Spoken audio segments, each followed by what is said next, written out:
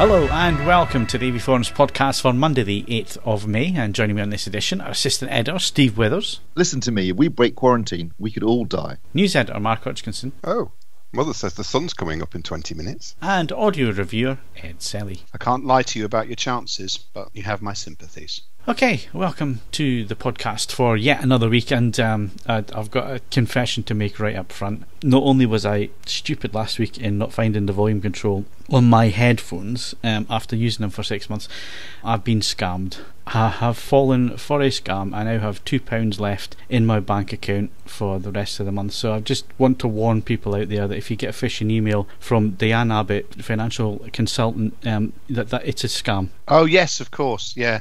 That's not so good. And it would appear that there was a cracking point on Twitter this morning. Obviously, we're recording this the morning after the local elections, and someone has written, it looks like the only way that Labour's going to win the main general election is if Diane Abbott counts the votes.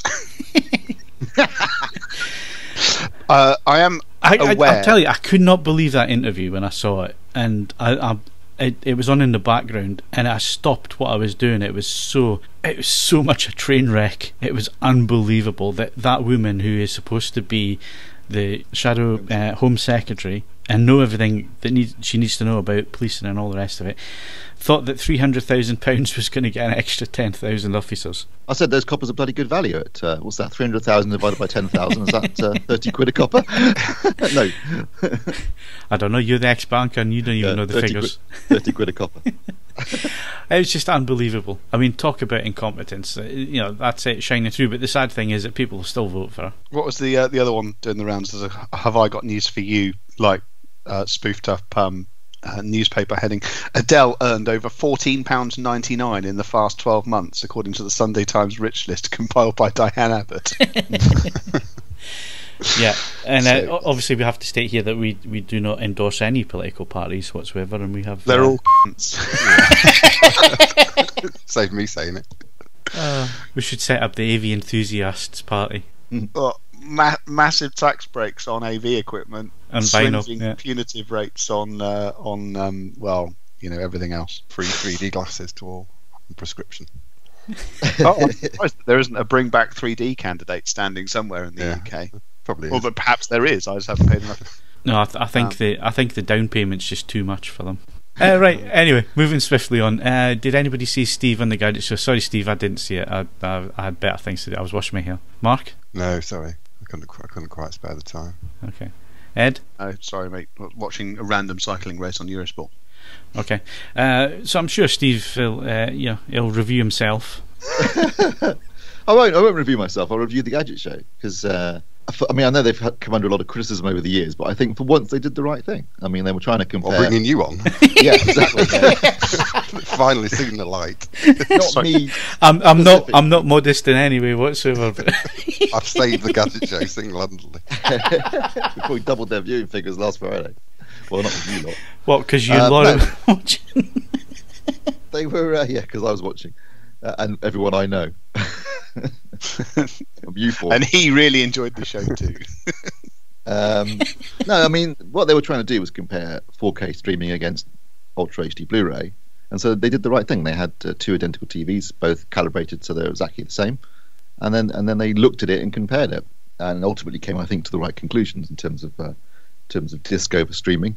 When they first contacted us about being involved in the show, they were trying to go for a more, for a scientific angle. Is there any way we can measure the picture? And I'm saying, well, no. I mean, it's a digital signal, so it's just ones and zeros. I mean, what you need to do is you need to have two displays, identical displays, and then you look at it and you do a comparison based upon objective observations.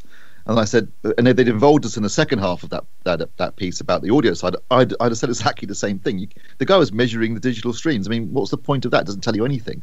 They had a Samsung HWK950 soundbar, Dolby Atmos soundbar there. Unfortunately, they were doing the shoot in a nightclub with these massive high ceilings, so there was no way they could actually do an Atmos test there. But if they'd done an Atmos if they compared a Dolby Digital Plus stream on the stream and also a Dolby Atmos soundtrack on the Ultra HD Blu-ray, you can vouch for this, Phil, can't you? I mean, the difference is night and day sometimes, particularly absolutely. on a good mix like, say, Deepwater Horizon.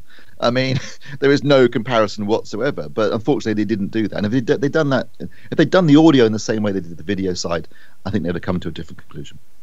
And Gadget Show in general, I'm not sure if I like the new format, and I find it difficult with Craig Charles, to be honest. They managed to find the one man that's more annoying than Jason Bradbury, which is quite impressive. Well, I thought that because they asked you on was to try and get the baldness rate back up again on there. There was a very annoying high-angle shot from a gantry above me where you can see a very big bald patch. Don't worry, I'm going through it frame by frame to try and find the perfect image for the podcast. Oh, great. There's one of me standing around with my hands in my pockets looking. I noticed that. That was the first thing I noticed, pockets. And then the other thing I noticed was you were sunburnt on the top of your head. You could have used some makeup. I definitely could use a bit of slap. I was quite red in some of the shots. Yeah, they didn't. I'm surprised there wasn't a makeup artist there, and I demand one in future. I think. I mean, I'm not going to go on TV again unless there's a makeup artist. Well, you said to me it was as sophisticated as an AVForums shoot, and that's not very sophisticated at all. It was absolutely, the only thing they had we haven't got is actually a dolly track. But apart from that, it was absolutely identical to what we do. And the funny thing is, I was there from 10 a.m. until 3 p.m., so 5 hours for all of about 4 minutes, as Mark's pointed out. You realise just how much shooting goes into and gets condensed down to a very small segment. Yeah, but I really feel sorry for that editor because I know how much you waffle on. Yeah, I talked a lot longer than that, I can say. Yeah, it was fun though. I enjoyed doing it. You're after John Bentley's job now. Middle-aged. Well, what was it like meeting the legend that is John Bentley? He was funny. He's he in real life, he's just like he is on camera. That kind of strange, slightly manic delivery about everything. Slightly like a mad old scientist, basically. I think that's the way to describe him. So you're his Marty to his Doc. Yeah, I'm his Igor. Right, I think we really need to move swiftly on. Current competitions, Mark? No. Oh, Sorry, okay. John. So we must have some previous competition winners then? No. None. Okay then. That didn't fill in the 2 or 3 minutes we hoped it would. Right, so moving on, hardware news. You can do this bit, Mark. Sony announced entry-level XE70 4K TVs. They do. And they come in 4 different screen sizes, over 3 different models. At the time of publishing yesterday, up until quite late, there was no details whatsoever other than the press release, but I've since checked and there's a bit more meat on the bone. So you've got, let's say, 4 screen sizes: 49-inch, 43-inch, 55-inch and 65-inch. And there's the 7073, the 7002 and the 7003 across those 3 sizes. Just typical Sony, making very confusing to work out what's what. But as far as I can see by the specifications, the only difference is in the motion flow screen blinking rate. So you've got a 400 hertz, 100 hertz and 200 hertz, depending on which model you pick up. There's no claims about peak brightness or any of that stuff, but it's just the usual array of Sony processing, minimalist styling. They look pretty good. Narrow aluminium stand, all Sony's usual sound processing, Clear Audio Plus, S4 front surround. It's got which processor has it got for the video? It's got the 4K X Reality Pro in all 3 models with live color technology and dynamic. So that means it'll get Dolby Vision then if it's got the Pro processor. No. That needs to be the X1 Extreme. X1 Extreme, isn't it? Oh, yeah. Sorry, it needs to be the Extreme. It needs to be the Extreme. So this is the entry level stuff. What I did notice was a bit different. It's not running Android, so it's interesting. That's probably good news. Yeah, for some people that's going to be good news for sure. It's running off a Linux base, and it has the Opera web store, which is a unmitigated pile of poop as far as I'm aware. But it will get Netflix and Amazon. I'm not clear whether it's definitely 4K. Not clear whether that'll be HDR, but you would have thought so. No pricing as of yet. Release date scheduled for July 2017. No mention of HLG either. so I don't know whether it will be. Okay, so they've announced a new TV, they sent us a press release, but it's kind of light on details, is basically what we're saying. Yeah, that's pretty much where we're at, yeah. I guess we'll get closer to release. In July. For release, it seems to be we've had a big start to the year, Steve, a big push, and then suddenly it's all gone quiet again. Yeah, and in the case of some manufacturers, it's gone extremely quiet, hasn't it, Phil? I'm thinking here of Panasonic, who, we went to their big launch European convention back in mid-February. Yeah, we're now into early May. We're nearly halfway through the year, and we still haven't seen a single TV from them yet. So that's interesting. That makes me wonder whether something's going on behind the scenes. What about the LG LEDs as well? What's happened to them? Well, they started hitting the shops because I've noticed there's some owners threads popping up. But again, they've been a bit slow, although they were also slow last year at getting out review samples, weren't they? It looks like the C7 and the E7 will be doing the rounds fairly soon in terms of reviews. We're expecting them any day, really, next couple of weeks at least. Who else are we waiting on? Waiting on Hisense. They're also due. It looks like everyone's sort of coming out late May, early June seems to be the target this year for most of the TVs to come up to hit the shops. Only Samsung, as always, have been fairly early, and Sony have been out of the gates really fast this year when we've seen three of their big models already. So good. Last year I think they were quite late because of Android, but this year they've got out really early, which I guess is good news for them because they're in the shops and they're good, and also a really strong lineup, I've got to say, this year from Sony. The ones I've seen so far have all been excellent. Yep, good stuff. So with the downtime, you've been looking at something completely different, Steve. I've been immersing myself in a virtual world. You dirty bastard. Oh, I tell you what, it's only a matter of time before that becomes a reality, isn't it? I think it already is. Didn't we see some stuff? We got invited along to look at. Didn't we get to look at a groinal attachment or something horrendous at CES? At CES, there was some very iffy-looking VR-related pornography. We didn't really get a chance to see it properly, but yeah. Anyway, obviously, I was eulogising about the PSVR towards the end of last year when I got one myself, and the Oculus Rift came in for review this week, so I had a chance to actually compare the two different approaches to VR. There are other ones as well. There's also the Vive and a couple of other things like that, the Samsung Gear, but I think Vive. I don't know. It just Vive doesn't sound right. Well, LIVE will be live, so VIVE will be Vive. It's also live as well. Yeah, but then VIVA is Viva. You didn't own a Vauxhall Viva, did you? Depends what part of the country you lived in. Yeah, okay. Well, I know you live in the 17th century, but even so, that's still not right. Vive or Vive is available, but I think the two most famous ones are the PSVR and the Oculus Rift. Oculus Rift obviously having been bought by Facebook for a considerable amount of money, a couple of billion, I think. So yeah, got it into, and I've got to say, the Oculus Rift, credit where credit's due, packaging wise, absolutely gorgeous. It was, I mean, I had to film it all because it's just so beautifully packaged when you open it all up, and reasonably well made. It's interesting comparing the two because you can tell that one's made by a company that's basically software based, and one made by a company that's more hardware based, because definitely the PSVR is easier to put on and easier to set up and easier to use. I mean, it's been designed to be as user-friendly as possible, and you can get the PSVR over your glasses very easily, which you cannot do with the Oculus Rift. Having said that, the Oculus Rift is much tighter around the face, which means it blocks out any external light better. In terms of pricing, the Oculus Rift is £499, and for that you get the headset, you also get the sensor, and you get an Xbox One controller. That was all in the box. There is an optional hand controllers, which I had, the touch controllers, which I also had, and they're £99 for a pair. So in total, that'd be £600 for all that. Obviously, you'd also need a gaming rig and a pretty high spec one too, so that'd be a couple of grand. So it's not a cheap version of VR. The really amazing thing about the PSVR is obviously that if you've got a PS4 and you buy the PSVR, all you need to buy on top of that is a PS camera, and you're good to go. And that's 350 quid for the PSVR, and an extra, I think it's 14. Yeah, it's 349 for the PSVR and 39 pounds for the camera. So for 388 quid, you're off and running. If you've got a PS4, obviously. And I think that's pretty impressive. And what I'm really impressed is the way that Sony have managed to repurpose existing equipment in order to do the PSVR. So you've got the headset, obviously, but the camera's been available for a long time, but you need that. And also, you can buy the Move controllers, which are an extra 62 quid. And you've got yourself, when you're holding guns and that sort of stuff in the virtual reality world, you can see you can see guns and you're holding them in your hands. And I prefer that to holding a controller. I also preferred using the touch controllers for the Oculus Rift for the same reason.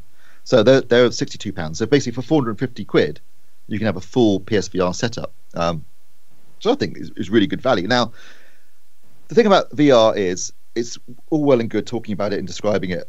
You have to experience it to truly appreciate it. And for example, when I first set up the Oculus Rift, and it is quite good, there's an app you put up on the PC, takes you to set up, and it's actually very explanatory and it's easy to follow, and it works really well. And I set it all up, set up the headset, I set up the controller, set up the sensors. You have to sort of set up a safe area so you don't go walking outside the safe area. I actually at one point nearly punched my fist through the Kuro when my friend was filming me do it, which is quite funny. I wish you had. No, he did. Video footage for Phil. I nearly punched my way through the TV. So you set everything up, and then at the beginning there's a sort of like an introductory thing which sort of I guess assimilates you into the virtual world. And at one point you're standing in a corridor and a T-Rex comes up to you and roars in your face and then walks over your head. And that was worth £500 of anyone's money, in my opinion. It was brilliant. It was like standing. Plus whatever you had to spend on laundry. So what's the resolution like? Because I'm suspecting there's a difference there. Yeah, the Oculus Rift is higher resolution. I mean, the PSVR, the resolution's pretty good. It's not great. It's I think it's 900 lines for each eye, so it's not full 1080p. It's a bit like when you used to watch passive 3D on a 1080p TV. It's that kind of resolution. It still works really well, and because it's a virtual world, the brain kind of fills in the gaps, and it becomes very immersive. The resolution is higher on the Oculus Rift, and for that reason, it's a slightly better experience in that sense. Although I don't think it's a massive difference, and certainly when you consider the difference in pricing, unless you've already got a high spec gaming rig, of course. What you can get from the PSVR for the money is really impressive, and what they're running it off of, even on ordinary PS4, you can run this software. It's quite impressive what you can actually do. But yes, the resolution is slightly higher on the Oculus Rift. It's not night and day, but it's noticeable. In terms of the games, I had the same game actually. Funnily enough, there was it's called Eve Valkyrie, and I've got it on both PSVR and the Oculus Rift, so I could actually do a comparison of the same game. And the experience was essentially the same. I didn't notice. I mean, there was a slightly higher resolution, as I say, but other than that, I didn't find any massive difference in the experience. I've got better games for the PSVR, to be honest. I think I've got things like Resident Evil, which is just terrifying. I mean, when you're in a virtual world and there's zombies come up behind you and that sort of stuff, you will scream. It's really scary. I've also got the X1. No, you will. Honestly, it's absolutely terrifying because you're in that world. It's unless you've done it, it's difficult to explain. When you're in the virtual world, you're in it. You're not in the lounge anymore. To be honest, all the VR stuff that I've looked at and had a demo of has been pretty crap, to be honest. Yeah, I mean, the very first time I ever tried VR was my friend's house last year, and it was a diving simulator. So you're in a sort of a diving cage and being lowered down through the ocean, and it was. I mean, I know I'm a trained diver, so I know what it's like to be under the water.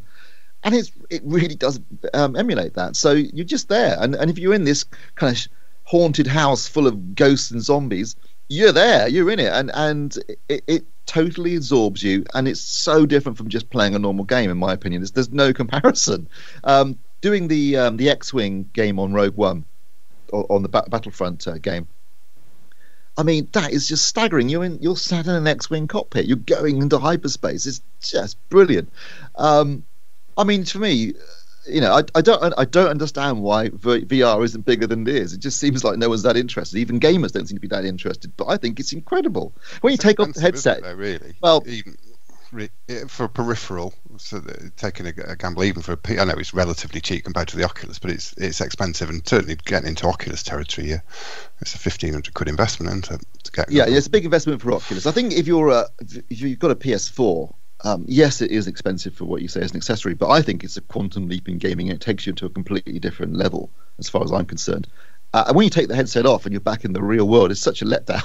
It's like, oh, God, I'm in my lounge. Yeah, well, that's just more about you. keep it on.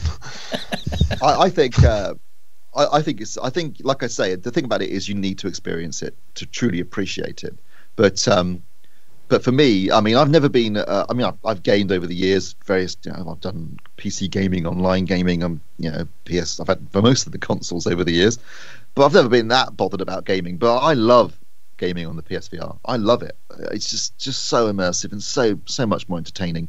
And it's just that sense of being in a completely realised other world.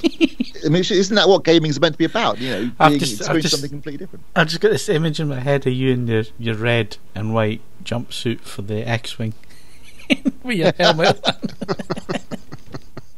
I tell you what, at the beginning of that game, an AT-AT walks past you, and it's a full sight. You're standing beneath this gigantic AT-AT, looking up at it, and it's, you suddenly think, okay, I get it. That's huge. I mean, it's something you can describe it, but until you see it, you don't truly understand it. Where does the sound come from? Well, on the Oculus, it has built-in little ear pads, little headphones. Right. Although you can use your own headphones as well. With the PSVR, it comes with a little pair of earbuds, but you can obviously plug in. I normally use full-size headphones. So you can wear. And then basically, if you think about, say you're doing the X-Wing game, you would be wearing a helmet, right? If you were an X-Wing pilot. So I just imagine that the headphones and the headset, it's my helmet. I bet you look brilliant. We need a photo of that. Wait till you see some of the footage. You cannot look anything but a prize twat when you're wearing this stuff. It's impossible not to look like an idiot with a headset on. But the other thing that PSVR does, which is quite cool, doesn't fully work, but it is quite cool, is you can watch 3D movies with it on. And because it uses OLED lenses, you've got great colours, great blacks, absolutely no crosstalk, because obviously they're completely separate eyes, so there's no crosstalk whatsoever. So the 3D, it's like looking at a giant IMAX screen in 3D. The only thing that lets it down, of course, is the resolution. But otherwise, that is quite an interesting experience. So I'm a massive. Can you not watch 3D movies through the Rift? No, I don't think so. Not that I'm aware of. Just wondering whether somebody's integrated it into Kodi. Actually, that might have happened. Anyway, separate. You get onto that. I have to say, it's one of those things. I'm sort of somewhere between Phil and Steve on this, which is a horrifying thought. I get the idea that if done properly, it's probably excellent. Equally, I'm sat in my lounge at the moment. And by the standards of modern houses, it's not a small lounge. Admittedly, it's got a lot of crap in it, but the amount of space I have to then sort of stand like an imbecile wearing a helmet or headset, whatever you want to call them, it just doesn't strike me as immediately and desperately practical, for better or worse. I mean, I have to say, you don't have to stand, actually, Ed. I mean, I was standing for the Oculus because it seemed to sort of emphasise that was what you should do. Although some of the games involve being sat down, like if you Valkyrie, you're piloting a spaceship, so you would be sat down. Yeah. I'm sat down for the PSVR, and I prefer the games where you are in a spaceship or in a plane or in a car, because then being sat down would be the way you would be in the real world. Whereas walking around, obviously, you're not actually physically walking, unless you've got one of those machines where you can fake, like a treadmill. But you don't have to be standing up. You can be sat down. So that's interesting. I mean, I have to say, augmented reality strikes me as augmented reality is everything I wanted as a kid. In terms of sort of a bizarre cross between like the Terminator and the Last Starfighter. I mean, I don't know if anyone saw one of the recent motor shows. I cannot remember if it was BMW or Mercedes that had their augmented integrated windscreen concept, and it was just unbelievable. It was identifying risks, pointing out speed limits, and just quite unobtrusively, but nonetheless really effectively, just bringing up information in your line of sight that was pertained and was relevant to your driving. And I thought that I would spec one of those without hesitation on a future car. Whereas, I don't know, maybe it's a sad indictment of just how little gaming I do. VR doesn't necessarily blow my frock up. The problem's been that I just haven't had the gaming experience through the VR. The stuff that I've seen has been stuff for estate agents and walking through the paddock at Le Mans, which all comes down to resolution and how they did the 3D camera effect and that kind of thing for Le Mans. It was pretty poor. and the estate agent thing where we were walking through a bathroom to see the different finishes and stuff. It was interesting, but the resolution was utter rubbish. So I've yet to see it done properly. There was one on the Oculus Rift that, like I say, there's this sort of sequence at the beginning where it just sort of orientates you, and the one with the dinosaur. But there was also a bit where you're in sort of like a steampunk future world, standing on this ledge really, really high up. And I'm not kidding. I mean, you'd have absolutely shit yourself, Phil. Even I had to step back from the edge because I was freaking me out. It was, I mean, and the resolution obviously being really, really good in these kind of things. I mean, it was just a completely realised other world, and you're standing on top of this really, really tall tower with this massive drop off in front of you, and it was brilliant. I mean, it's just like I say, I can talk about it and I can describe it and I can go on and on, but you need to experience it to truly appreciate it. And I think that's the problem with VR is obviously, I mean, I know Game were doing when they doing demos last year when it first launched the PSVR, and I think it was like a $5 or something. They were charging for it, weren't they? Yeah, I know, exactly. But the more people can experience it firsthand, I think the more popular it would become, because it is just such an incredible. I mean, I genuinely found it to be quite profound the first time I tried it. And I wasn't. I mean, like everyone else here, I expect, like you guys. Initially I was very skeptical and I thought, "What's the point? That's rubbish. No one's going to wear those stupid headsets. What a waste of money." And within 5 minutes of trying it, I was like, "Yeah, I'm getting one." So, I guess it's the only thing is though, it's not very social, is it? It's not. I mean, even 3D TV and stuff. You could sit with the family. You had to sit with the silly specs on, but at least you could all enjoy the experience at the same time. Whereas VR is very much a personal thing.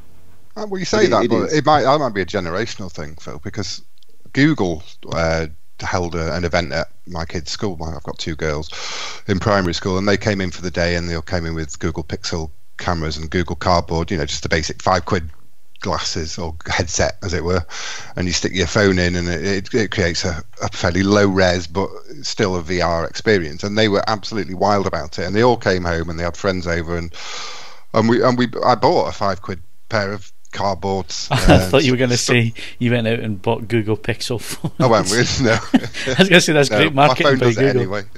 No, my phone does it anyway. So it was just very, very cheap investment, and they had about 3 hours all together, just taking it in turns. And because there's an Explorer app, you can guide. You can from one phone to another. You take them on a tour of wherever, and there's various places you can visit, and it was a very sociable experience. They had a wonderful afternoon together doing it. So, what did you think of it, Mark? It made me feel awful after about really 2 minutes is all I could stand. It was a solar system one. That was the only one I tried, and you were just looking around the galaxy and from the point of view of the sun and looking down at all the planets and around and the Milky Way, and I felt sick as a dog. That is something I should probably point out. I've never experienced nausea playing any of the games on the PSVR or the Oculus Rift, and my friend never has until last night. But when he was playing Eve Valkyrie on the Oculus Rift, which involved standing up. He was standing up rather than being sat down, as I was talking about with Ed a few minutes ago. He did start to feel noises after about 5 minutes or 10 minutes of playing, and that is something that a lot of people have commented on. Yeah, well, that's what I mean. You need to experience it to really understand what it's like to be in a virtual world, but I think you also need to make sure it's not something that's going to make you feel sick, which it can. And obviously, if you've got anything, you need good 3D vision, because that's what you'd be looking at. Each eye is looking at a separate lens, and obviously that's how we look at things in the real world. But I guess if you struggle with 3D TVs and things like that, for example, you might struggle also with these VR headsets. So that's worth considering too. But personally, I recommend it thoroughly. May apply. Yeah, don't punch your TV in. Don't fall over. That'd have been the best bit of YouTube video we've ever done. Yeah, we'd have gone after a whole new demographic there, wouldn't we? Yeah. People watching themselves hurt themselves. My friend also filmed a shot from behind, but you can see the TV with what I'm seeing on the TV. So it's like me sat in an X-wing cockpit, and you see it on the TV and think, "Oh, that looks quite cool." It's nothing like what you're experiencing with the headset on. It's just chalk and cheese. So yeah. Anyway, I love VR now. I'm a massive VR convert. We kind of guessed that, right? So in terms of the Oculus Rift against the PSVR, one's vastly more expensive than the other. Is it worth it? Yeah, I would definitely. I mean, if you ask me which one I would prefer, I'd definitely go for the PSVR. I just think it's got more games. It's just an easier and simpler and cheaper way of doing it, and it's almost as good in terms of resolution. The Oculus Rift is very cool, and if you are a big PC gamer and you've got a really high spec rig with a decent quality graphics card, then it's certainly something worth considering, because it isn't much difference in terms of price if you've already got the rig. It's certainly something I would consider, but I think for me the PSVR was my preferred option. Okay, cool. So let's move things along very quickly. Lots of things in the news at the minute about media boxes, Mark. Not for the right reasons, though. I see the guy from Hartlepool got jailed. Yeah, there's been a crackdown from FACT. I can't remember what the acronym stands for, and what they're called, trading standards, who have been raiding various resellers of or sellers of preloaded so-called Kodi boxes. So there's no such thing as a Kodi box. They're just, you can install Kodi on them and gain access to the nefarious third-party add-ons. The Kodi obviously are sick of the attention. It's particularly rife in the UK, has to be said. But yeah, the action is being taken, but you wonder how effective it will really be. People just sell the boxes unpre-configured, and people Google how to do it. It's not rocket science. I've seen some of the press misreading the legislation as well, and saying that if you're an end user and you're watching and streaming something, expect a knock on the door by the police. And I'm thinking, well, this must be Diane Abbott's police, because there's not enough police they cannot police. They cannot police that. The number of people even on my Facebook who know they're doing wrong, but advertise it anyway and say, oh well, I watched this on my Kodi box last night. It's like, especially Premier League football as well, the number of people that do that. There's just no way they can police it, so they're going to have to go after where these boxes are coming from, and unfortunately for Kodi, it's given them a bad name, isn't it? Very, very much so. I mean, if you go to the Kodi website, that is the first thing you'll see. The YouTubers and the box sellers are killing Kodi. It's no one gets paid for making it. It's an open source volunteer project, and they just feel themselves being dragged by the mud. But that's the reason it's so easy to get it, is because it's open source nature. So people, they can. It's quite easy to develop an add-on that'll scrape, file sharing sites and present it in a Netflix style.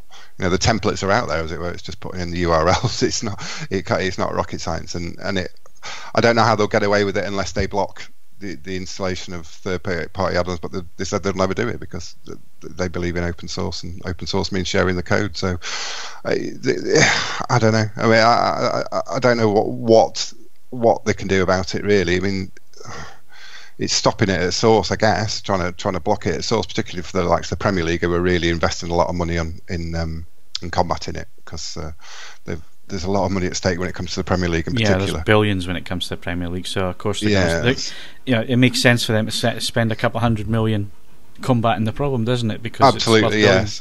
So I don't know whether that gravy train will last forever. But then the Premier League is so widely covered across the world. I mean, you can watch it in any country through legal services, and what happens is those legal services end up coming back through the internets to people in the UK, and I just don't know how they'll do it.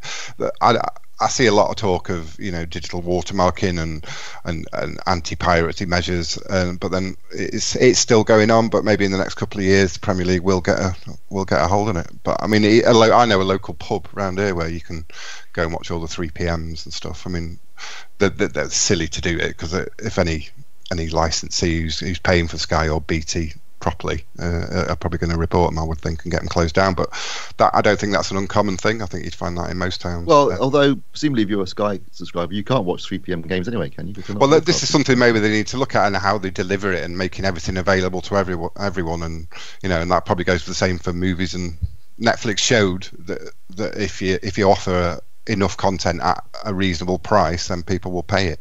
But what you find, a lot of people will pay for Netflix or pay for Amazon, but yet they'll still stream pirate movies and TV shows that aren't available through those platforms. So I guess one of the solutions, Mark, could be just doing a quick time shift, so the games aren't actually quite live but almost live.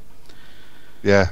Isn't the argument the argument has always been, isn't it, that it's to prevent people stopping going to lower division games, which I always thought was slightly insulting to fans of those lower league teams, that they'd immediately stop the moment that they could watch some other team on television. But yeah, it's like Sunday trading. It's archaic, and it is now starting to create distortions and real sort of just issues within the market. I mean, obviously, the pricing of the Premier League as a whole is a problem in itself. I mean, that will come to a head eventually, especially if it starts to fragment across more than two suppliers.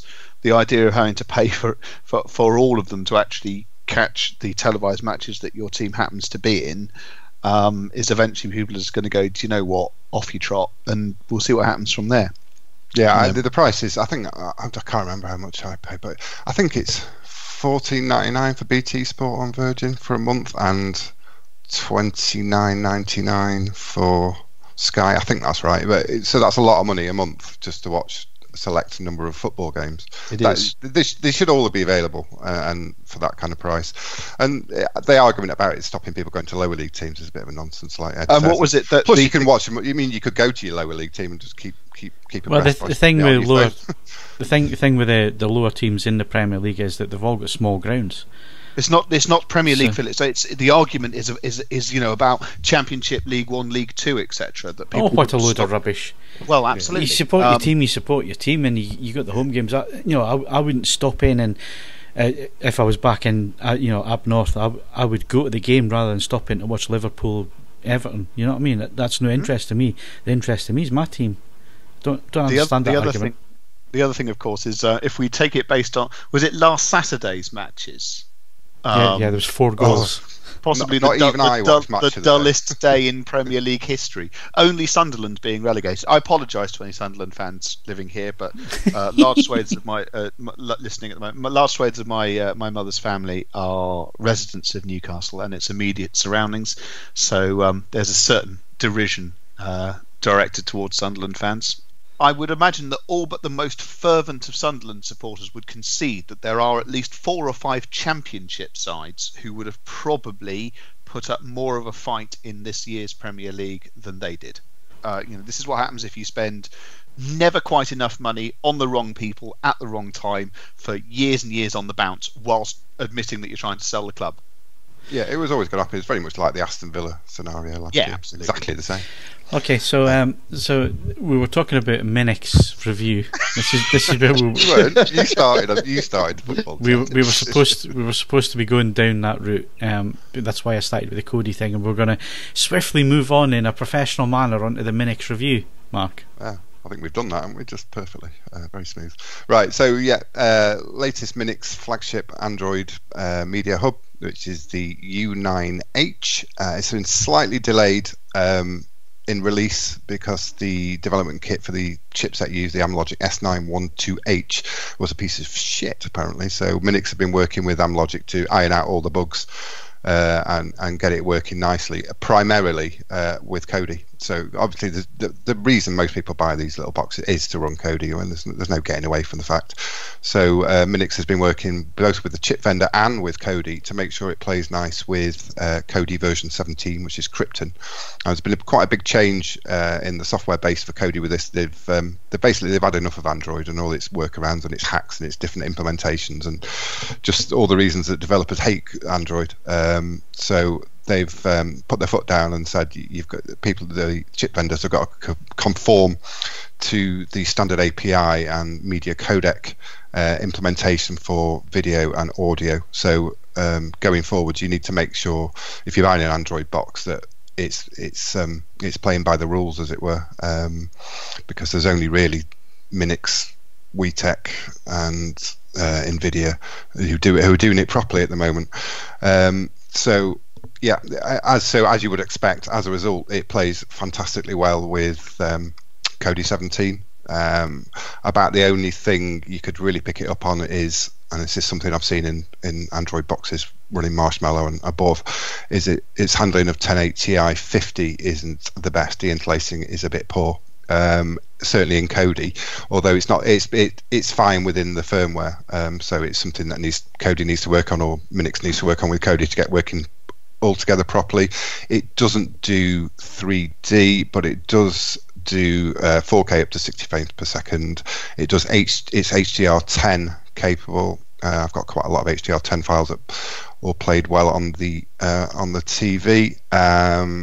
It does all the HD audio. It does Atmos. It does DTS:X pass through. It's just a really, really solid player. I mean, if you've already got a U1 and you've no real need for HDR, then there's no need to upgrade. But it's the usual solid Minix box with. It's already had a couple of software updates, another big one coming just to iron out little bugs. They're really proactive. They've supported the last flagship player, I think, 18 months, and they're still releasing upgrades for it, just minor bug fixes, really. But you can buy. It's one you can buy with confidence and know that you'll get a solid box that will play just about everything you could need. It costs £135, which is a little bit toppy, but you can pick it up for £99 already. So it's one that comes recommended. It's not blown me away. I mean, when you're comparing it to something like the Shield, it's got Amazon 4K, Netflix 4K, and other services, and the interface of the Minix is looking a bit long in the tooth to me. It looks a bit old and tired compared to certainly the fancy Android TV implementations of certain boxes and TVs. But yeah, it's one I'd definitely recommend. It's a solid player that just doesn't really get much wrong. Okay, good stuff. So while we're staying on subject and not mentioning anything else, we'll move swiftly to Ed, who's going to tell us all about a subwoofer. I am. Right, yes, I have been spending some time with the GoldenEar SuperSub X. Now, that might sound like a Roy the Rovers spin-off, but it is the smaller of two flagship subwoofers from American brand GoldenEar. And it is, in most senses of the word, absolutely hilarious. And I mean that in a positive way. It's an oblong. It's not a cube. It's slightly wider than it is deep or high. So its longest length is 38 centimeters, I think. Into this space, GoldenEar has managed to put two 8-inch drivers, two 9.5 by 10.5 inch passive radiators, and a 1400 watt amplifier. As I put in the review, is it a TARDIS with more space inside than there is outside? It is pretty dense, I'll give you that. I nearly herniated myself dropping it into the location where I listen to subwoofers. Now, a number of people will quite legitimately start thinking if this has a classic problem that affects small and ridiculously powerful subwoofers. I believe Steve has seen it. I've certainly seen it over the years. They start moving across the room. They actually make a bid for freedom. There's a method in the madness for this, because the two counter-firing drivers and then the counter-firing radiators, essentially they are nullifying the force on the cabinet. So even when you give this thing the beans, it stays where it is. And I have to say, the cabinet then doesn't join in. My radiator did, but the cabinet didn't. And if you are listening to this and you've got a reasonable budget, I need to be clear about this, it's a £1,400 subwoofer, it's not small change.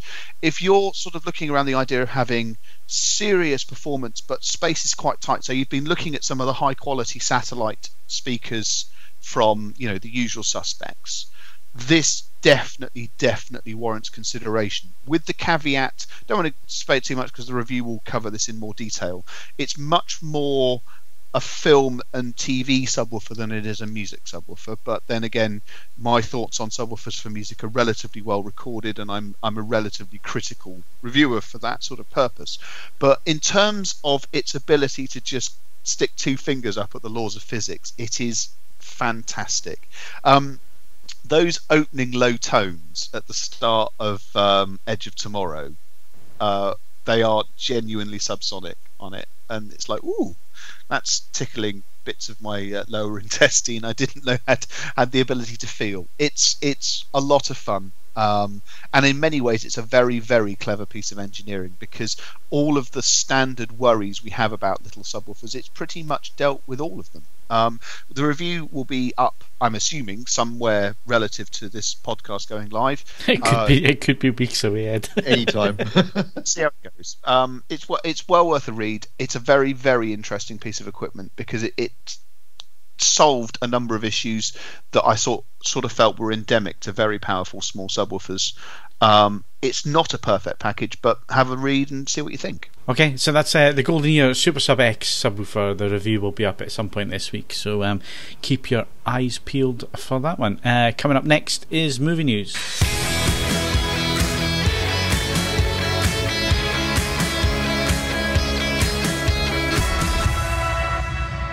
So, moving on to movie news, it's been a beautiful week up here, so I ain't been to the cinema. I want to go and see Guardians of the Galaxy Volume 2, but haven't had the time yet, but I believe that Ed, for some strange reason... Cool your tits, I went to the cinema. It was exciting.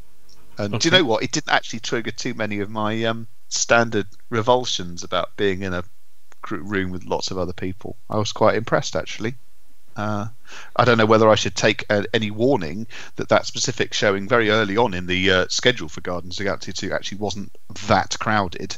But yeah, I enjoyed it. I don't know what Steve. I'll see what Steve says, and I'll try and chime in because he's our film person. I'm just an enthusiastic. Well, no. On this occasion, you're going to lead the charge. On you go. Okay. Well, I very similar to Phil in this, in so much as I am not heavily invested in the wider Marvel comic universe. So I thoroughly enjoyed the first Guardians of the Galaxy because it didn't require me to have watched 86 other films in sequential order to have an exact handle on what was going on. As a result, as Guardians of the Galaxy 2 isn't really seeking to break any new ground, I enjoyed the second helping of it as well. It has one of the clear benefits that most sequels enjoy, which is to say it can spend far less time reacquainting us with the characters because it did that in the first one, so it can get going a bit quicker. And I just thought it was nicely done. I mean, in terms of plot, there's not a particularly sort of epic twist. I think you can see where it's going from fairly early on in it, but it's lovingly done. The cast remains extremely good, and it's beautiful. I mean, it has some really very elegant moments in it, both in terms of acting set pieces and just the creation of the wider universe in which it sits. I thought that was extremely good. I even didn't hate the 3D of it because I saw it at the IMAX. I didn't have any choice on 3D. I thought it was quite subtly done without the sort of 8-inch depth of field that the 3D in Rogue One suffered from, that made me very cross. So no, I thought it was pretty good, and as is the want of my specific perversions in terms of film, I thought that the soundtrack for the second one is better than the soundtrack for the first. Yeah, I totally agree with Ed on that one. I thought it was actually funny as the first film, as entertaining as the first film. It's got a great cast, really interesting characters. The additions of someone like Kurt Russell are really good. I thought that Baby Groot stole every scene he was in. Drax is still really, really funny. The effects are fantastic. It's got a beautiful look to it. But what's new about this one, I guess, compared to the first film, is that I think it's got more emotional weight. I really liked the kind of things they covered in this film, and also they answered a few questions that were raised in the previous film. And I'm man enough to admit there was towards the end there was a particular scene where I was in tears. I thought it was really good. I thought actually it was one of the few sequels that I could say was as good as, if not better, in some respects, than the original film. And you haven't got to see any of the other films in the Marvel Universe to enjoy this. As with the first Guardians of the Galaxy, it's basically a standalone. This one's obviously connected to the first Guardians of the Galaxy film, but it's not connected really in an explicit way to the rest of the Marvel Universe. In fact, less so than the previous film. And it has 5 little sequences at the end during the credits, all of which are really entertaining. And again, kind of tie in with Guardians of the Galaxy, but aren't necessarily tying in with the rest of the Marvel Universe. I thought it was fantastic. I thought the 3D was good, and I really, really enjoyed it. Did we get another viewing or another cameo from Howard? Yes, he's in there. He's in it. I would also say I don't think this counts as a massive spoiler it's not a spoiler, it's an observation. Whoever designed Kurt Russell's spaceship I think they presumably have a framed copy of the cover of Back to the Egg by Wings somewhere in their line of sight, as it sort of looks like it's rather reminiscent of that. And in fact, so much of everything involving Kurt Russell's character is like a sort of 70s album cover. So that all appealed to me as well. So yeah, I thought it was jolly good for my twice a year visit to the cinema. I thought it was a reasonably good one. Although I had to pay, what was it, £19 for a ticket? For IMAX. Yeah, I mean, admittedly, I got a posh seat. I got a posh seat some distance away from people I didn't want to interact with. The non-body odor seats. Yeah, well, I mean, don't get me wrong, it was all a bit premium, but it was good. I'm just glad I'd remembered to bring my big bag of Morrison's sour chews with me. It should be premium at £20. Jesus, that's £2 more than I pay for not going. I know. That's the thing. But if I bought a month a unlimited pass, it would be it would just. I would be handing Odeon an enormous sum of money to go to the cinema twice. Yeah. I mean, to be fair, it's got better. Allocated seating has improved my OCD there, so I don't try and turn up 3 hours early to actually get the seat I want. But it's still just full of other people, and other people by and large are ghastly. If you meet a person, they're fine, but en masse, they're just awful. And of course, dear listeners, we're not talking about any of you lot. It depends. If I encounter you at the cinema, I bloody do. Right, moving on. Coming up at the cinema this Friday is yet another attempt, Steve, to reboot the Alien franchise. Yeah, Ridley Scott's really determined, isn't he? Here, we've got Alien Covenant, which is the sequel to Prometheus, and obviously a prequel, effectively, to Alien. He's talking about doing 2 or 3 more films between this film and Alien. I don't know whether we really need that. Looking at the trailers, this looks like it's basically a remake of Alien, as far as I can tell. But obviously it's connected to Prometheus. I'm surprised, given that Prometheus wasn't that well received, that they actually bothered making another one. But it's got an interesting cast. Obviously, Michael Fassbender comes back, not just as David from Prometheus, but as another character called Walter. I guess they're naming him after the producers of the original Alien film, because that was David Geiler and Walter Hill. They've also got Catherine Waterston and Danny McBride, Billy Crudup. So it's got an interesting cast. It looks spectacular in the trailers that I've seen, and you would expect nothing less from Ridley Scott. I mean, say what you like about Ridley Scott, but the man knows how to shoot a scene. He's got a beautiful eye. So photography-wise, effects-wise, production design-wise, it looks stunning. And it involves a colonization mission to a world where they discover when they get there that who just did that? Sorry, I should have. A colonization mission to another world where they discover when they get there that there's an alien spaceship already there, which I guess is related to the ending of Prometheus. And all does not go well after that. Cue lots of xenomorphs. So just so I can get my head around this, let this motorbike go past first.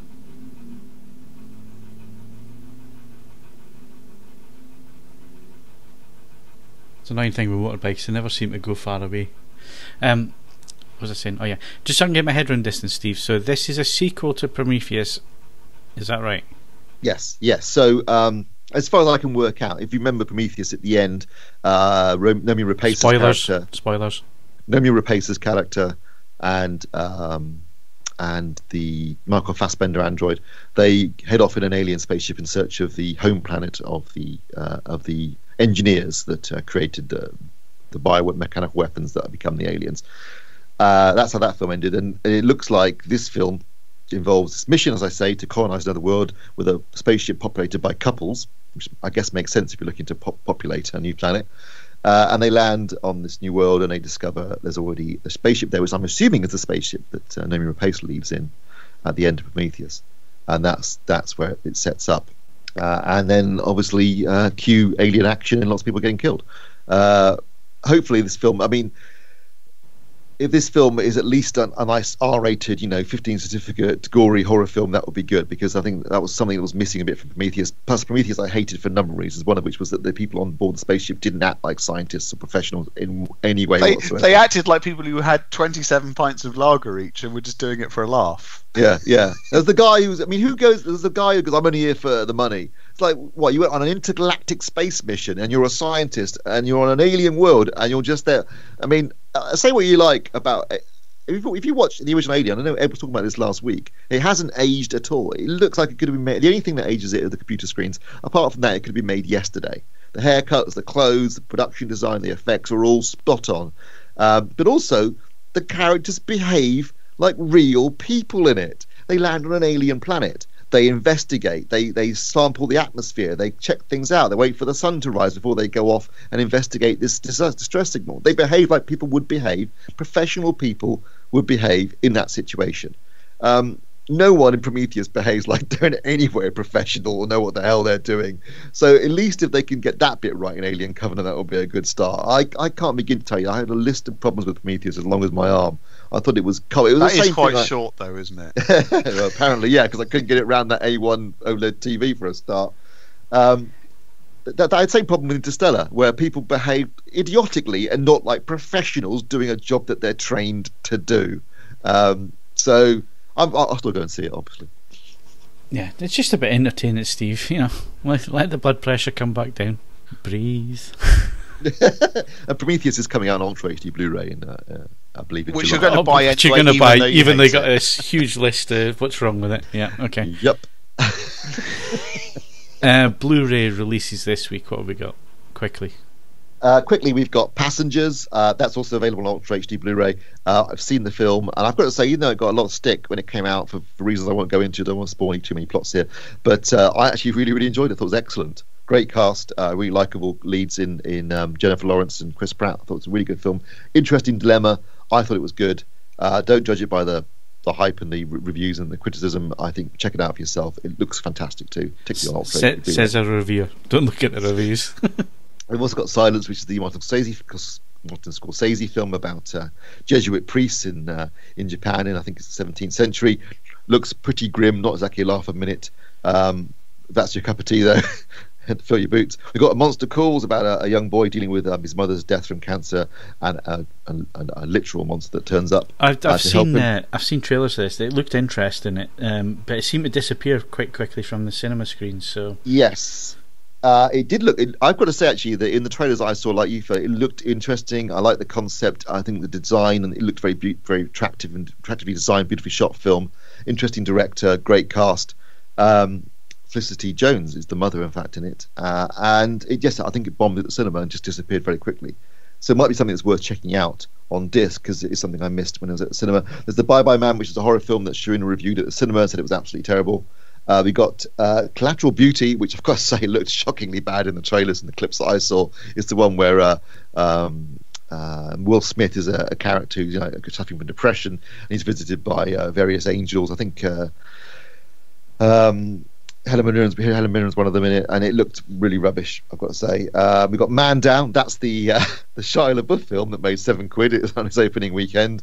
Now available on Blu-ray if you fancy watching it now, rather than paying to go and see it at the cinema, which nobody did. £14 Blu-ray. Double its take. One person can make a difference here. One person can double its take if you just buy the Blu-ray. And also we got Monster Trucks, which is a kids' film about monster trucks. But worth pointing out, the Monster Trucks is not only a kids' film aimed at for kids. The idea for it was created, and I'm not making this up, by a 3 or 4 year old. It's supposed to be one of the most awful films that there's ever been. I'm sort of compelled, once it appears on a streaming service or likewise, I'm sort of tempted to watch it just to see if it actually represents a genuine nadir. But I wouldn't necessarily encourage you to go out and buy it on Blu-ray. Okay. Ultra HD Blu-ray, any news on them releasing some decent stuff? Well, the big news is that the first 2 discs have been released that I refuse to buy. So there you go. But you'll still buy them? No, I won't. I'm not buying 50 Shades of Grey and 50 Shades Darker. There's no way I'm buying those. News-wise, there's been some news in terms of new releases announced. I'm not saying they're great films. But Sony have announced Resident Evil Vendetta, which is a CG animated Resident Evil movie, but that will be their first disc with Dolby Vision. So that's news in terms of Sony supporting Dolby Vision, and also Power Rangers, which is a Lionsgate release, is coming out in the summer, and that will also support Dolby Vision. So yet again, new technology, shit films. Yeah. And Universal have already announced, well, they haven't exactly announced it, but everyone noticed it because it's on the back of the box. Despicable Me 1 and 2 are going to have Dolby Vision. So that's Universal, Sony and Lionsgate are all now supporting Dolby Vision on Ultra HD Blu-ray. And the other bit of interesting news, Logan, which comes out in the US on 23rd of May. There's no actual date announced yet for its Ultra HD Blu-rays in this country, but it comes out in the US 23rd of May. And that will include a black and white version of the film called Logan Jesus Noir. Christ. Yeah. Obviously, George Miller's got a lot to answer here, lot to answer for here with his was it black and chrome. Did you watch this, Ed? Were you talking about this at one point? Yes. Now you see, I don't want to be accused of starting a shit craze, but Fury Road in that chrome edition looked absolutely fan-bloody-tastic. I don't necessarily think that people jumping on a bandwagon are going to it's not going to work all the time. It's just one of those things. The nature of how Fury Road was shot, it just looks outstanding. It also, and this is possibly a personal thing that I think makes all the difference, it gets rid of those stupid blue night sequences. Night looks a hell of a lot better in Fury Road in black and white. Do you think there's a conspiracy going on here, Steve, when it comes to UHD technology, Blu-rays? Just to bring everything back to 1957? No, I'm talking about the release schedule here. So the titles that are actually being released in Dolby Vision are utter rubbish. The majority of stuff that's been released in Ultra HD Blu-ray so far has been utter rubbish. Do you think it's a factor, a conspiracy that they have a list of films and they've gotten halfway down the list and they're thinking, well, this ploy's not working now because people have stopped buying these crap UHD Blu-rays. I know, let's make them Dolby Vision now, and then people will have to buy them again. Possibly. I mean, I think any new format tends to suffer from the problem of most of the initial releases are rubbish films. Yeah, because the studios are trying to make money out of shit that they've got. Yeah. Basically. I mean, if I look at my DVD collection, there's a few titles in there that were only bought because they were early releases that, I had no other choice but to buy something. And the same with Blu-ray and the same with HD DVD as well. There's always been some stinkers at the beginning. But it would be nice, given that we know that studios like, for example, Sony, have been for the last few years creating high quality 4K HDR masters of some of their big titles. It would be nice to see them actually release some of this stuff onto Ultra HD Blu-ray. When was Ultra HD Blu-ray released again last year? It was March. It was March last year. So we're over just over a year. Yeah. Over a year old, and we still don't have Lawrence of Arabia. Yeah, which is just crying out, isn't it? To be. I know there's stuff in the pipeline because there's been apparently. Paramount are working with Zoetrope. I mean, we saw clips actually of the Cotton Club and Apocalypse Now when we were at CES 2 years ago. 2 years ago, yes, CES, not the one we just got, but the one before. And I know that the Paramount are also working on Godfather and Godfather Part 2 for release on Ultra HD Blu-ray, which would be great. So there is stuff in the pipeline, and obviously most new releases with everyone from studios, with the exception of Disney, of course, are putting out their new titles on Ultra HD Blu-ray. So there is stuff coming along that's going to be good, but it would be I think the big linchpin here is going to be Disney, and if they've been waiting for Dolby Vision to come along, then we would hope to see some of their titles start to come out perhaps in the second half of the year towards Christmas. I know there was an interview, interestingly and bizarre, this was an interview the BBC did with James Gunn, the director of Guardians of the Galaxy Volume 2, at the premiere. And the interviewer, who for once asked some really good questions, he said, are there any plans to release on Ultra HD Blu-ray? And James Gunn said, I am lobbying very hard with Disney for this to be the first Ultra HD Blu-ray release. The interviewer then asked him whether about HDR, and he said yes, we did a full HDR grade in Dolby Vision for the cinema release, and we have it ready for domestic release as well. As I say, I'm really pushing hard for this to be their first Blu-ray release, Ultra HD Blu-ray release. So fingers crossed, we might see some traction from Disney in the near future. It might be interesting as well to see what the numbers are on the German release of Iron Man as well. just to see if there's interest. Yeah, exactly. I know that's an interesting one because Iron Man was made by Marvel Studios when they were a standalone independent studio. They financed it themselves, and they had a distribution deal, at least in the States, with Paramount. Presumably, they had a distribution deal with somebody else in Germany, and that applied to Iron Man 2. By the time they made Iron Man 3, that they were owned by Disney, but it may well be that that was an existing distribution deal for the Iron Man films, and that's why this company in Germany is able to release these titles on Ultra HD Blu-ray. It certainly looks like, from reading Kaz's reviews, they've been using some fairly old transfers, at least on the first film, maybe on the second film too. Presumably what they had originally for the Blu-ray release is what they've graded. It doesn't sound like they're particularly good.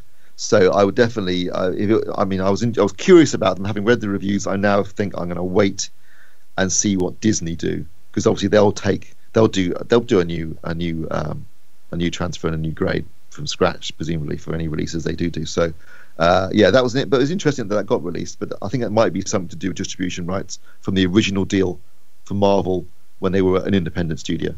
Okay, so to wrap up this week, it is new TV show season, really. It seems to be there's lots of new TV coming along at the moment, new TV shows.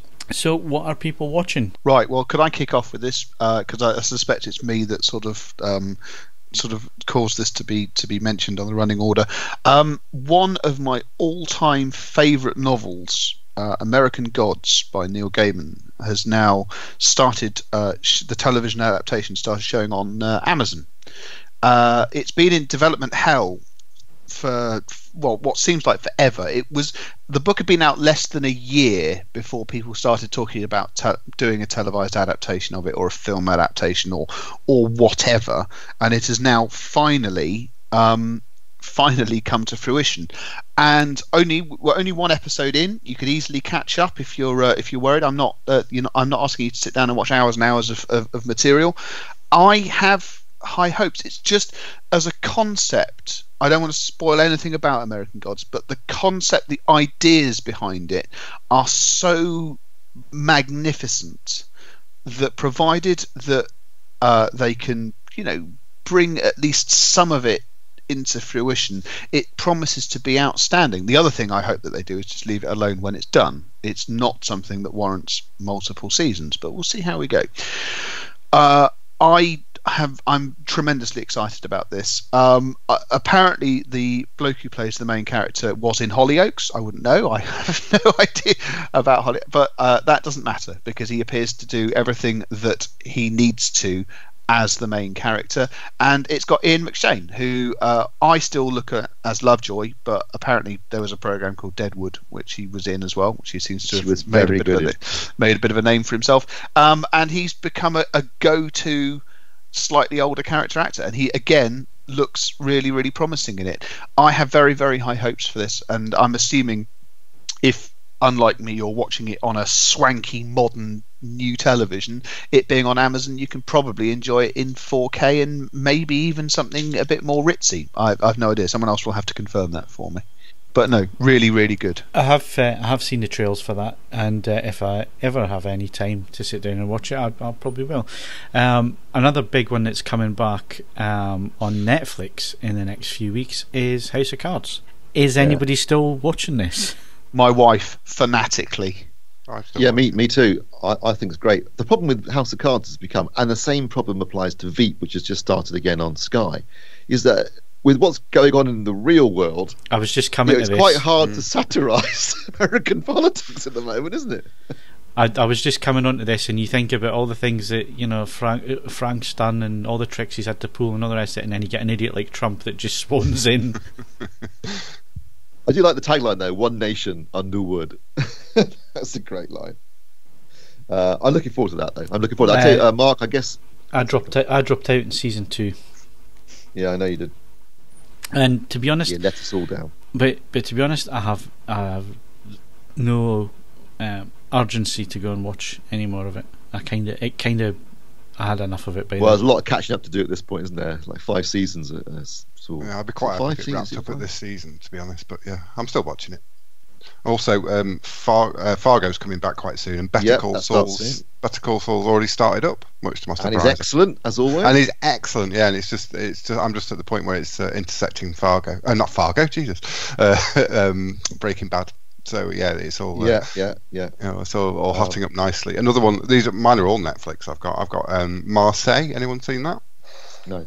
It's French. It's supposed to be excellent, isn't it? It's absolutely bloody brilliant. I can't recommend it enough. I watched all 8 episodes in 3 days. It was one of those. It was fantastic. It's subtitled, but it's got Gerald Depardieu on it. It's a bit like House of Cards, the French version, but even more scurrilous. And there's a lot of underworld mafia sort of involvement with it all, and lots of saucy French women of all ages. So it's really something for everyone. Fantastic. And the AO is another one I've watched. I kind of binged that. I don't know what I think about it. It's all right. Very good.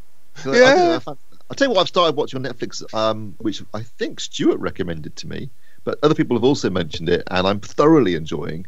If you like a bit of decent quality sci-fi that's also relatively realistic with good effects, I recommend The Expanse. Really good. We've got Twin Peaks coming back at the end of this month. You see, I'm into. I just don't know what to make of this, but I probably will give it a go. I'll give it a go. I was a big fan of the original. Yeah, I definitely. I think I'm curious of anything, because I mean David Lynch hasn't done anything for ages, so and they've got everyone back, plus just about every other actor in Hollywood seems to want to be in it. So it's going to be interesting. And obviously, at some point in the next couple of months, we should start seeing the new series of Star Trek turn up. But that's been delayed. So God knows when that's going to finally arrive. How telling is it that the vast majority of the stuff we're talking about is on streaming services? Well, I'll go. Doctor Who's back, so I'm enjoying that. Versailles is back as well, which I quite like. I thought that. Now, can I be at counter here? I thought Versailles was absolute shite. Hated it. I would sooner clean the oven than watch another episode of that. But that's by the by, I guess. I don't know what it is about that just pre-revolution French history. It just seems to bring out the worst in television and filmmakers. They sort of believe it was like just a general portrayal. It's a sort of non-stop orgy. Well, actually, though, but at the end of each episode, they do have a couple of historians pop up, and obviously, BBC definitely trying to justify what they've just made. But a lot of it, all of it, is historically accurate. I mean, the events in the series did happen in real life. Obviously, there's slight embellishments here and there, but surprisingly, you think, well, that can't happen, can it? Oh, yeah, it did happen. So, I mean, I enjoy it. It's full of naughty French people doing naughty French things. So a bit like Marseille. Definitely like Marseille then. Yeah, well, naughty French things. Yeah. On this weekend, I'm watching Marseille and American Gods. That's a given. But yeah, Steve, are you still watching MasterChef, or are you? Laura is away this week, so has been away this week, so I've had to record it all. Right, Please don't tell me what happens. Don't say anything, because I have to watch it when she gets back. It's interesting. Most years there's some ambiguity. I don't know who's. I'm up to last week, so up to the end of the semi-finals. Is it? Was it the semi-finals? The quarterfinals, semi-finals this week. Yeah. So I'm still struggling to find a front runner. There's a couple in there. There's the girl with the sort of youngish girl, 22-year-old. She's very good. Couple of others, but there's no obvious. Usually, at this stage, there's an obvious couple of front runners. I am Team Steve, Cockney Warrior. Oh yeah. He is absolutely fantastic. Not least because he looks like he should basically just live on Fray Bentos, but he's incredibly good. So I've been thoroughly enjoying that. And Street Outlaws has started again. Phil, have you started watching that? It is well up. No, I tried to give it a chance when they did the crossover with Gas Monkey. I'm sure you're making some of these shows. Yeah, I'm sure you are. No, Fast and Loud, Gas Monkey Garage. I tried to give it a go when they did the crossover, but I just don't like the characters. I just don't like them. There's nobody there who I like, and I think that's an issue if you're going to watch a TV programme. I thoroughly enjoy it, but that said, I am an imbecile. In the same way I've been enjoying BattleBots on Spike. It's like Robot Wars, but shoutier and more American. So what more could you ask for? Right, so that's our look at the TV shows that we're all starting to watch or watching or in the middle of watching at the moment. And that's your lot for this week. And just to let you know that there is no podcast next week because Steve's on holiday and we're doing different bits and pieces, so getting the gang together ain't going to work next week. So we're going to move on and we'll be back again on the 22nd of May. That's Monday the 22nd of May. So until then, that's it for the podcast this week. My thanks to Steve Withers. Micro changes in air density, my ass. Mark Hodgkinson. Get out of the room. And Ed Selley. If you have any trouble, I'll be on the bridge. Don't forget, you can follow us on Twitter and Facebook, bookmark AVForums for the latest reviews, news and videos, and of course leave us those 5-star ratings on iTunes, but only if you enjoyed the show. I'm Phil Hinton, thank you very much for listening, and we'll see you again on the 22nd of May.